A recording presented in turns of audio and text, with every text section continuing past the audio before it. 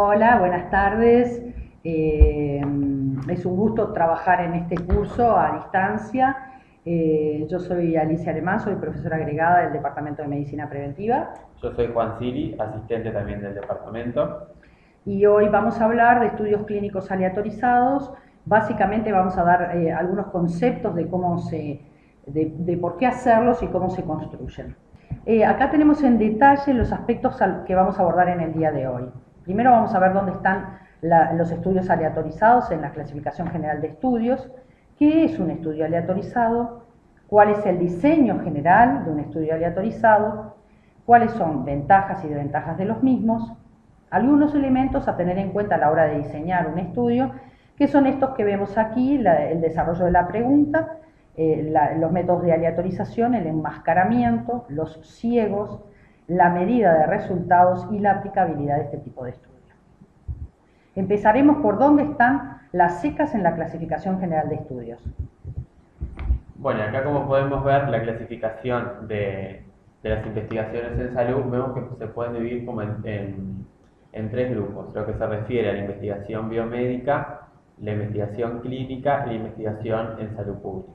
Con respecto a la investigación biomédica, se dice que se habla a un nivel subindividual, es decir, que se puede trabajar con muestras, con tejidos, y ya cuando se habla de investigación clínica propiamente dicha, ya se trabaja con la persona, con el individuo, con el paciente.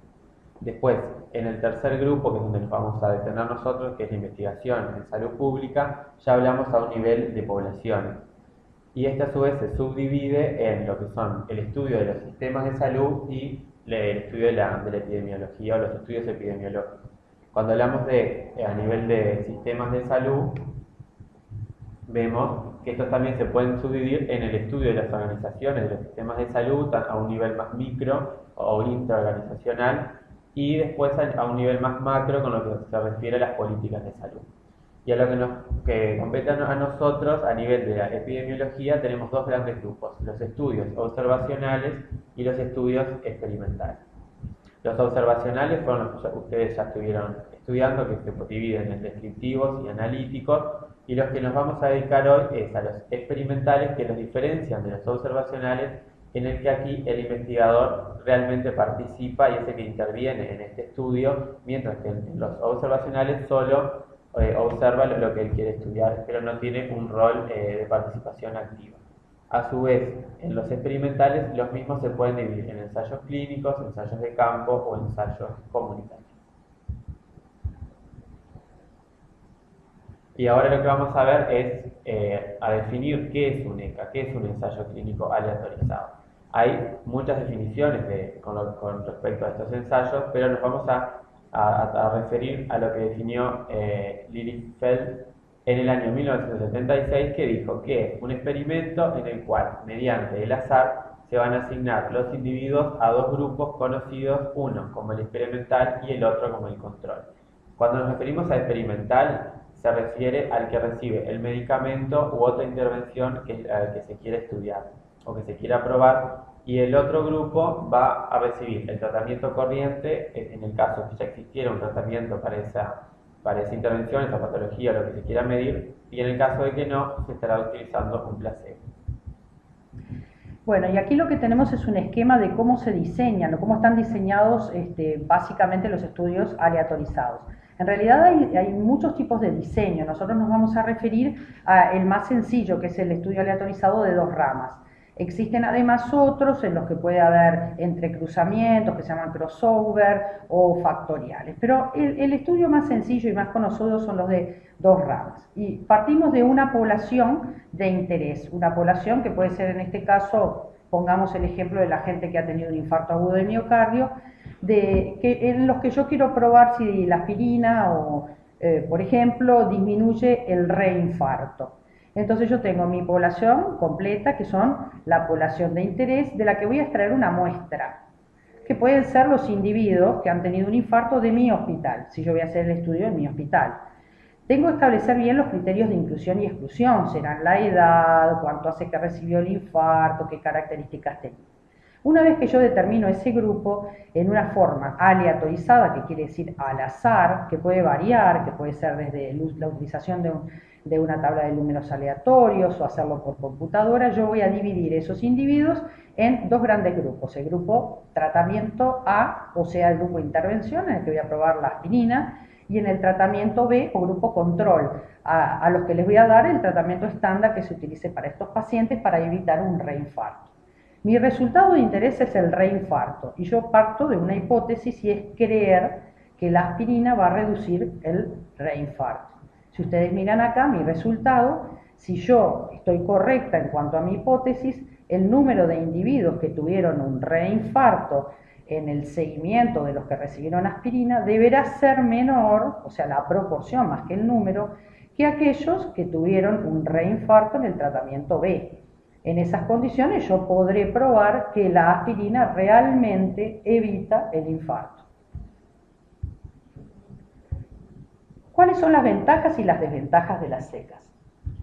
Perfecto, cuando hablamos de las ventajas y limitaciones que pueden llegar a tener este tipo de estudios, al hablar específicamente de las ventajas, sabemos que este tipo de estudio proporciona la mejor evidencia de una relación causa-efecto, es decir, para poder probar aquellas hipótesis sobre relaciones causales. También otra cosa es que a veces es el único diseño posible. Por ejemplo, los nuevos fármacos. Sabemos que cuando se quiere probar el uso de un nuevo fármaco, el estudio ideal para el mismo es un ensayo clínico aleatorizado. Y otra cosa que vamos a ver luego a mayor profundidad es que este tipo de estudio evita el sesgo de selección. Al entrar en lo que son las limitaciones o desventajas de este tipo de estudio, se tiene que aclarar que tiene limitaciones con respecto a lo que es la ética y la viabilidad. Un ejemplo de lo que es una limitación, por ejemplo, en la ética, es que hay ciertos estudios o ciertas intervenciones que no se pueden probar porque eso demanda, por ejemplo, si yo quiero probar que el cáncer de pulmón es aumentado en aquellos pacientes que fuman, yo no voy a exponer a pacientes a que fumen y ver si realmente los mismos desarrollan un cáncer de pulmón en comparación con aquellos que no fuman. Después, otra limitación es que muchas veces este tipo de estudios tienen costos elevados tanto en dinero como en tiempo, y muchas veces lo que pasa es que las muestras son muy seleccionadas, o sea, a la hora de hablar de la validez interna de mi estudio es clara y se puede apreciar bien, pero cuando yo quiero extrapolar, es decir, poder tener una validez externa de este estudio, muchas veces se me ve limitado. Después, con respecto a la evaluación de un único factor y una única enfermedad. Al yo acotarme en lo que quiero estudiar, generalmente veo un único factor y una única enfermedad que entra en juego. Y en general solo miden la eficacia de las intervenciones, que es lo que decíamos siempre en condiciones ideales. Yo creo una situación de ciertas características y factores que sé que en ese medio pasó tal situación, pero después es lo que me impide muchas veces poder extrapolar en la población general. Algunos elementos a tener en cuenta en las investigaciones clínicas aleatorizadas. Lo primero que vamos a ver es la pregunta clínica. En este caso tiene características peculiares. Muy bien, cuando yo voy a hacer una investigación, en este caso un ensayo clínico aleatorizado, primero parto de una pregunta clínica como pregunta de investigación, que es fundamental ya que va a ser la guía para la realización de este estudio. Y también es el objetivo principal del mismo y por tanto debe ser pensada en detalle. O sea, antes de nada de comenzar este estudio yo tengo que tener bien diseñado y bien seguro de qué es lo que quiero hacer a través de mi pregunta de investigación. Y especialmente para este tipo de diseño, las preguntas clínicas siguen una anatomía especial. O sea, no es cualquier tipo de pregunta, sino que en mi pregunta debe tener ciertos elementos. Que por eso se usa un formato que es una mnemotecnia que viene del inglés, la cual se dice PICO, que P quiere decir lo que tiene que ver con la población. O sea, yo tengo que definir una población con ciertos criterios de inclusión y de exclusión, o sea, cómo va a estar formada mi población de estudio. Después tengo que definir qué intervención voy a hacer, si voy a comprobar el uso de un fármaco o cierto tipo de tratamiento, y después decidir contra qué lo voy a comparar, o sea, la comparación, si lo voy a comparar con otro tratamiento, con otro fármaco ya existente, o en el caso de que no exista, si voy a utilizar un placebo en el otro grupo. Y después la O, que es outcome, que en realidad quiere decir los resultados. O sea, yo después tengo que valorar y evaluar mis resultados, o lo que yo quiero llegar a encontrar. Entonces, estos 4 elementos: población, intervención, comparación y resultados, los tiene que contener mi pregunta clínica o de investigación. Y ahora, para poder ejemplificar un poco más a qué nos referimos cuando hablamos de pregunta clínica, vamos a comentar una situación clínica. Que, por ejemplo, esto puede pasar en la práctica diaria, que se recibe en el consultorio a una niña de 7 años, la cual fue acompañada por su madre, y en la consulta la madre nos cuenta que la niña ha presentado episodios reiterados de infección urinaria, y la madre está preocupada por esta reiteración de los episodios y que ya ha presentado 2 en el último año, y por la necesidad de un frecuente uso de tratamientos con antibióticos. Entonces, ante esta preocupación de la madre, la niña ya ha sido estudiada y no se le han encontrado alteraciones anatómicas y morfológicas que expliquen por qué la recurrencia de estas infecciones. Entonces la madre le pregunta al médico si no hay algún tipo de tratamiento que permita prevenir que se presenten nuevas infecciones. Y le comenta que ella ha escuchado el poder protector y preventivo de que tiene el tener una dieta rica en arándanos. Entonces, tenemos esta situación clínica, y ahora, al ir utilizando esta mnemotecnia PICO, en base a este ejemplo, podemos decir que en este caso nuestra población va a ser niñas, o sea, individuos en edad pediátrica que presenten episodios reiterados de infecciones urinarias. Después, con lo que tiene que ver con la intervención, sabemos que va a ser el uso de jugo de arándano. Y acá lo que tenemos que ver es la característica, o sea, cuán concentrado va a ser ese arándano, en qué momento se le va a aplicar. Y lo que trataremos de hacer es buscar si ya hay un estudio en el cual se haya utilizado, o sea, que si ya hay evidencia de que realmente el arándano ayuda a prevenir la infección urinaria.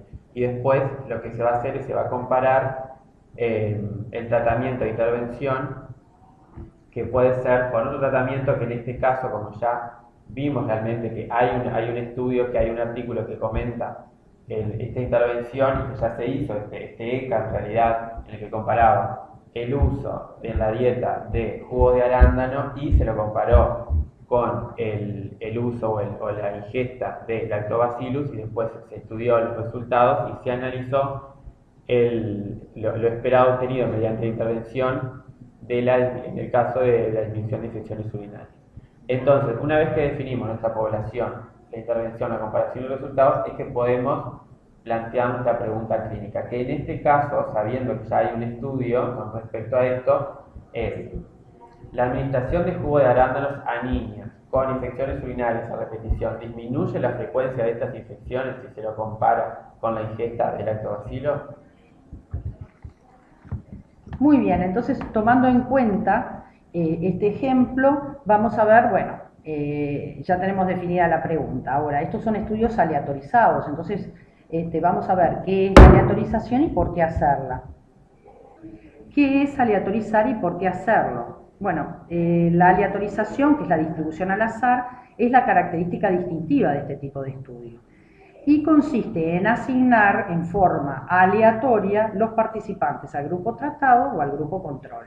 En este caso concreto, que es el de los arándanos, por azar los niños serían distribuidos al grupo que va a recibir jugo de arándano o al grupo que va a recibir jugo de lactobacillus o la bebida con lactobacillus. Existen diferentes técnicas para realizar esta distribución al azar, que podría ser desde un sorteo, que no es la habitualmente utilizada, a el uso de números aleatorios, el hacerlo por computadora, o incluso llamar a una central telefónica que realiza la aleatorización.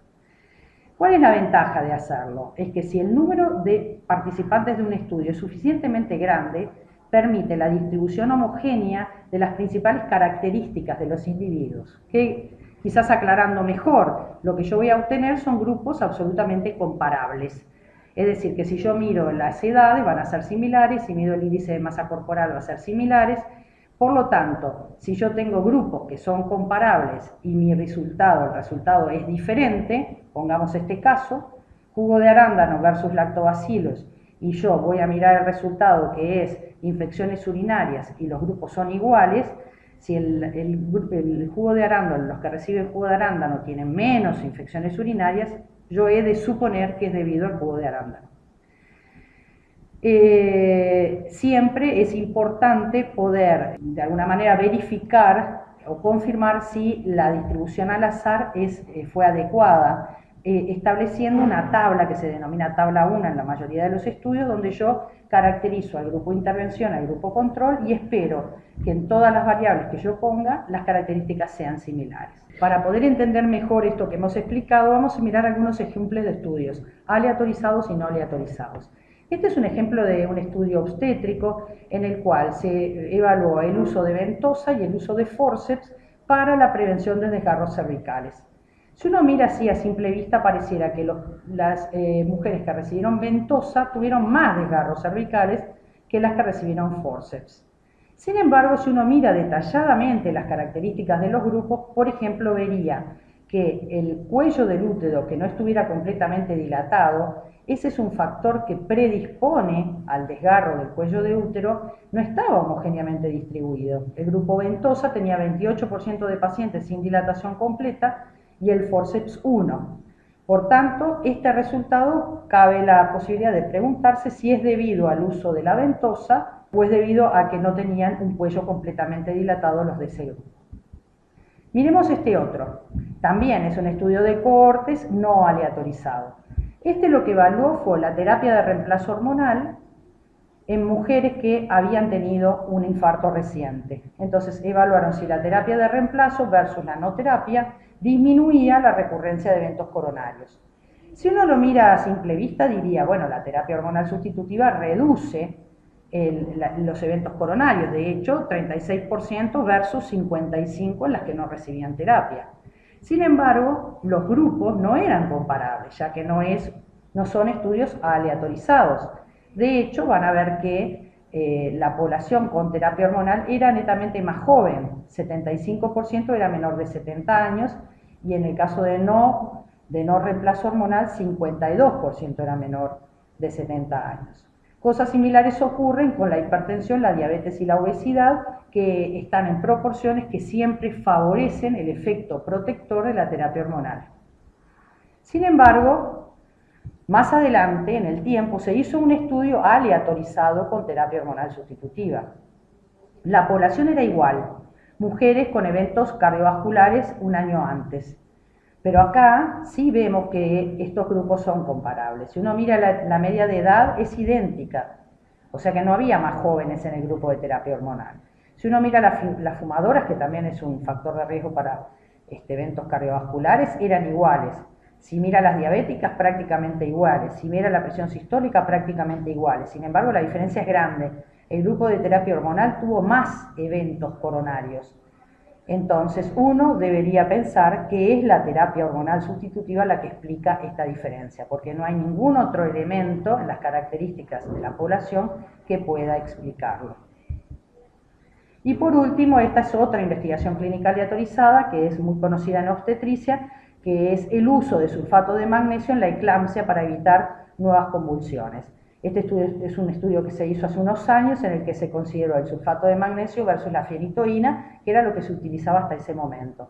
Si uno mira al final, ve que claramente el sulfato de magnesio reduce las recibidas de convulsiones en comparación con la ferritoína. Y si mira las características poblacionales, las poblaciones son extremadamente comparables. Son en sus características muy similares, por lo tanto uno debiera suponer que la explicación de esta reducción en la recibida de convulsiones es debido al sulfato de magnesio. Lamentablemente el estudio de arándanos, del que venimos hablando, no tiene tabla 1, por eso no la podemos presentar. Vayamos a la idea de lo que son los enmascaramientos, o sea, los ciegos.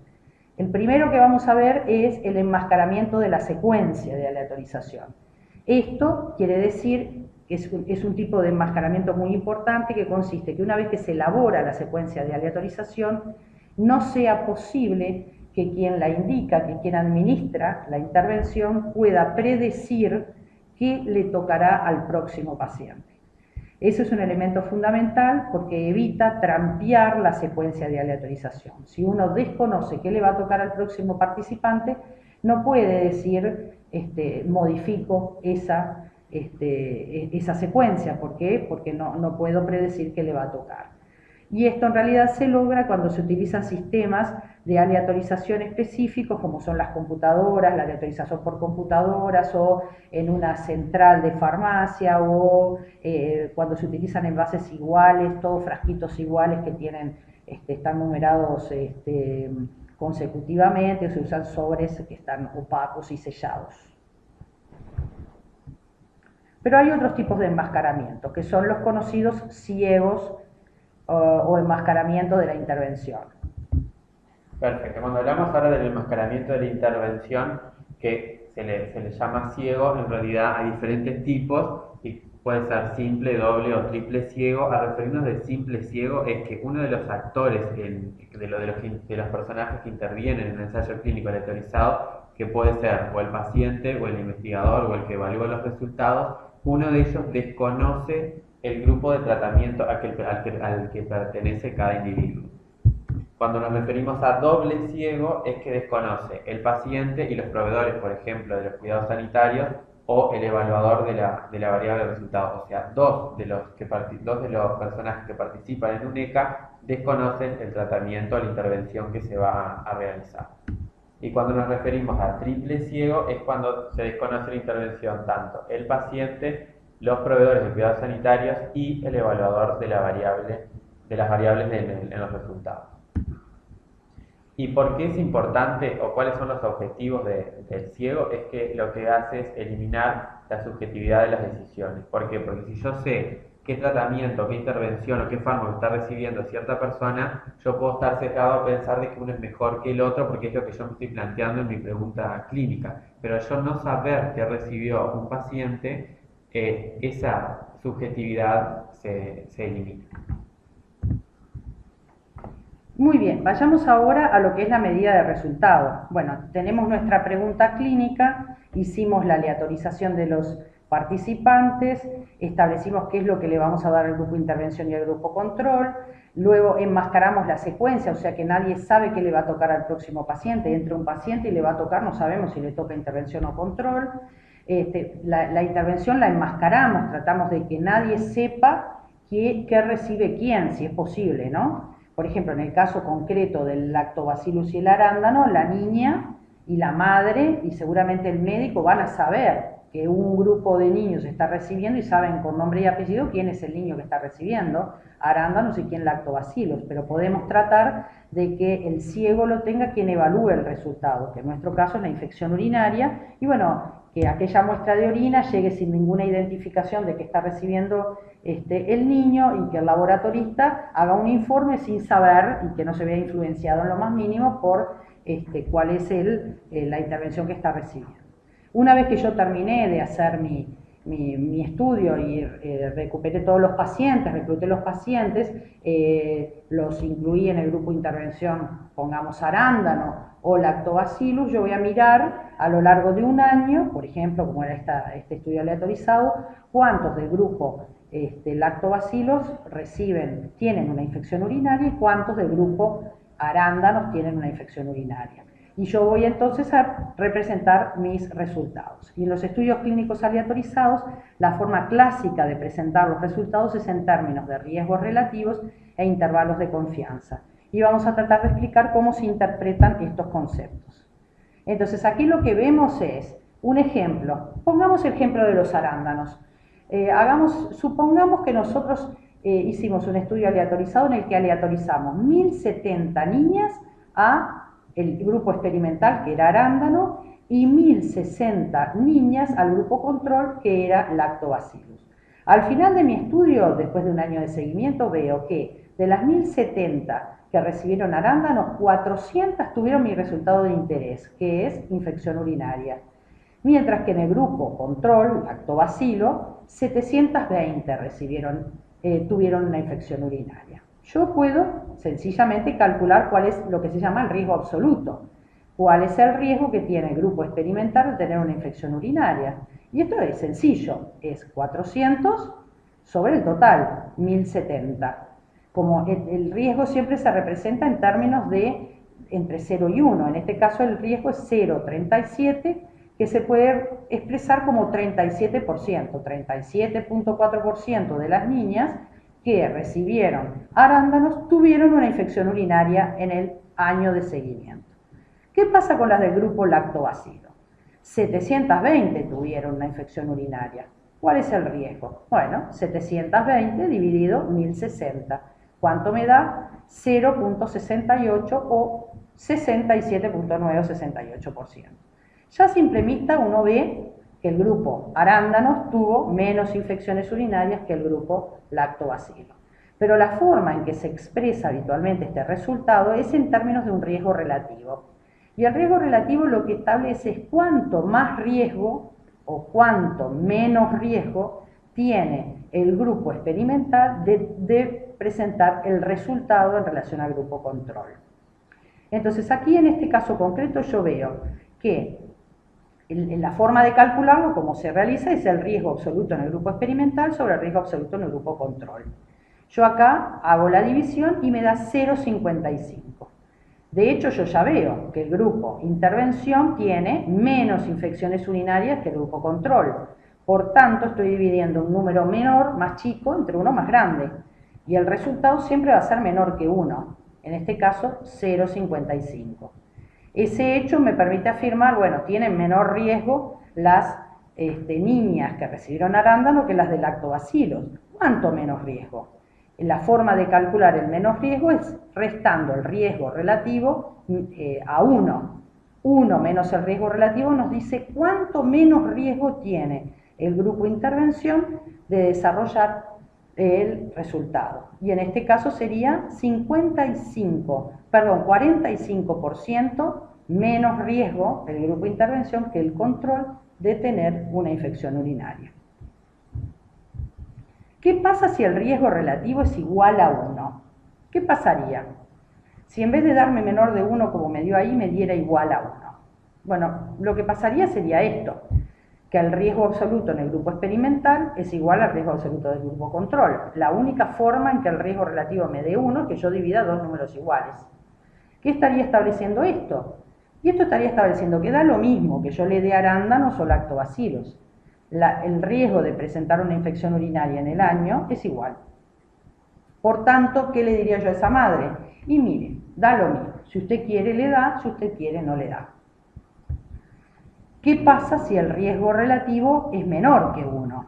Entiéndase 0, algo, como fue el caso que acabamos de analizar. Bueno, en ese caso estoy dividiendo un riesgo más pequeño entre uno más grande. El riesgo en el grupo intervención es menor que en el grupo control. Es eso lo que pasa, y acá lo estamos viendo. El riesgo absoluto experimental es 0,10, por ejemplo, y el riesgo absoluto control 0,25. Si yo hago esta división me da 0,4. Es el riesgo relativo menor que 1. ¿Y qué nos estaría diciendo? Bueno, cuánto menos riesgo tiene el grupo experimental de tener el resultado. Como les dije, eso se calcula 1 menos el riesgo relativo y nos da una idea de porcentaje de menor riesgo, que en este caso es 60%. El riesgo de tener resultado o enfermedad en el grupo intervención es menor que en el grupo control.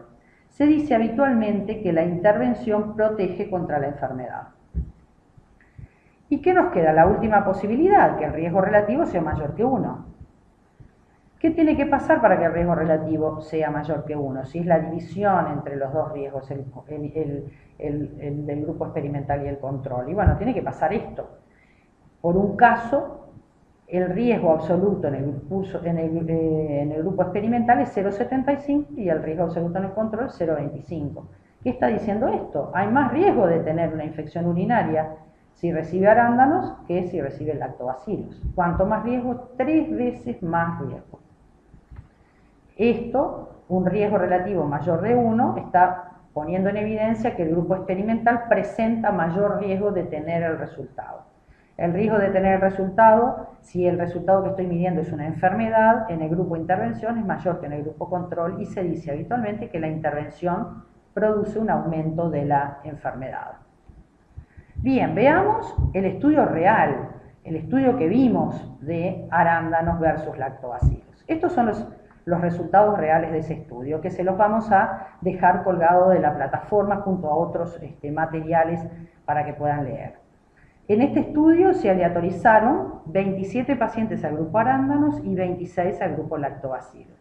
El estudio en realidad no muestra una tabla 1 que podamos ver la comparabilidad de los resultados y tampoco detalla mucho la metodología que utilizaron para la aleatorización. Pero asumamos que la aleatorización fue correcta solo a efectos docentes para ver estos resultados. Si uno mira, el riesgo de tener infecciones urinarias en el grupo arándano es 5 dividido 27, y eso da 0,185. Y si uno mira el riesgo que tiene el grupo lactobacilo es 11 dividido 26, y eso da 0,423. Esos son los riesgos absolutos. ¿Cuál sería el riesgo relativo? Y bueno, el riesgo en el grupo intervención, arándanos, versus el control lactobacilos. Estoy dividiendo un riesgo más pequeño que otro. Arriba va el más pequeño, menor riesgo en el grupo arándanos. Espero, por supuesto, me dé un riesgo relativo menor que 1. Y ahí está, nos da 0,44. ¿Qué significa esto? Que hay una probabilidad de un 56% menor en el grupo arándanos de tener infecciones urinarias que en el grupo control.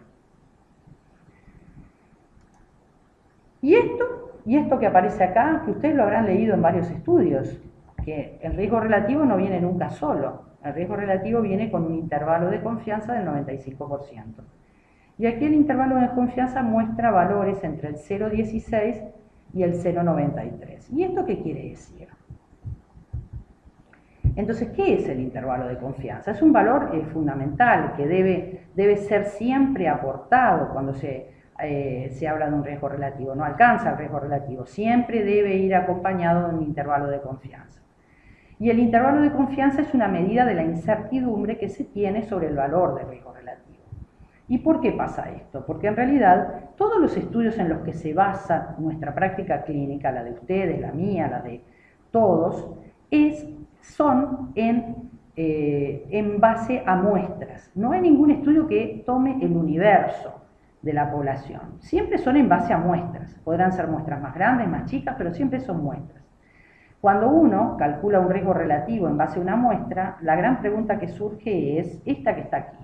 ¿Este riesgo relativo calculado sobre esta muestra tendrá el mismo valor si yo realizara el estudio en toda la población de similares características que, por ejemplo, existe en el país, por ejemplo?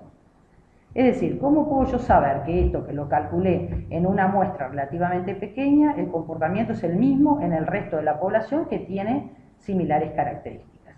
Y en realidad no lo podré saber nunca, porque nunca podré hacer un estudio que incluya a toda la población. Pero por suerte existe la posibilidad de realizar un cálculo teórico que nos permite estimar con cierta confianza, generalmente se toma 95% de confianza, puede ser más, el intervalo de valores entre los que el riesgo relativo estaría si yo pudiera hacer el estudio en la población completa, con una confianza del 95%. Es decir, yo sé que el riesgo relativo que calculé es 0,44, pero no estoy seguro que en la población total ese sea también el riesgo relativo, pero yo puedo decir entre qué valores va a estar. Eso es el intervalo de confianza. Y por tanto, si yo vuelvo a ver el estudio de arándanos, veo que el cálculo del riesgo relativo me muestra un riesgo relativo de 0,44 que es menor que 1. O sea, los arándanos protegerían contra la recurrencia de infecciones urinarias. Pero ¿entre qué valores estaría el verdadero valor? Y bueno, está entre 0,16 y 0,93. Siempre es menor que 1, lo que quiere decir que siempre va a reducir el riesgo de producir una infección urinaria. Podrá ser más o menos, pero siempre lo va a reducir. O sea que yo, diciéndole a la madre, usted puede darle jugo de arándano, sé que seguramente eso va a contribuir en mayor o menor medida a reducir el riesgo de recurrencias. Si el valor es como lo calculé, el verdadero valor estuviera en 0,18, estaríamos reduciendo muchísimo la frecuencia de infecciones urinarias. Perdón, 0,44, muchísimo la cantidad de infecciones urinarias, pero puede ser más, incluso reducirla más o menos. Yo no lo sé, pero sé que va a reducir. Y por último, queda discutir algunos aspectos someros sobre la aplicabilidad de los resultados de una ECA.